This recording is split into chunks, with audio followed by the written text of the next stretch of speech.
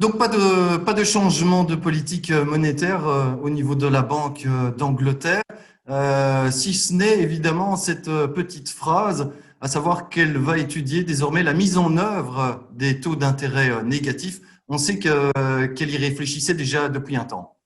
Oui, donc on est dans un contexte difficile de négociation sur le Brexit, donc de l'incertitude, avec potentiellement de l'incertitude sur les prévisions d'inflation et de croissance. Dans ce contexte, la Banque centrale anglaise, elle étudie la possibilité des taux négatifs. Ici, c'est mis dans les minutes, donc c'est officiel. Elle prépare ainsi potentiellement le marché à des taux négatifs, ce qui n'a jamais été fait au Royaume-Uni, ce qui est fait en Europe, ce qui n'est pas fait aux États-Unis.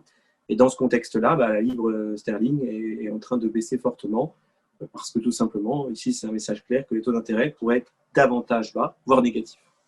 Oui, c'est ça. La réaction, on le voit sur la livre sterling, était déjà en baisse très fortement depuis la semaine dernière. C'est une réaction tout à fait logique.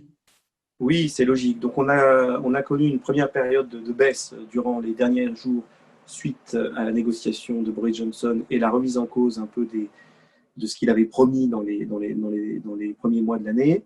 Et puis ici, c'est une deuxième vague de baisse qu'on le connaît parce que simplement, si la Banque centrale met des taux négatifs, ça veut dire tout simplement que si vous achetez de la livre sterling, eh bien, vous allez payer pour garder de l'épargne. Ça veut dire que les taux d'intérêt obligataires sont davantage bas. Donc, il y a beaucoup moins d'intérêt pour un investisseur obligataire d'investir sur la livre sterling qui offre moins de rendement, tout simplement. Alors, quand vous avez moins de rendement dans une zone, vous la suivez, vous allez dans une zone qui offre plus de rendement.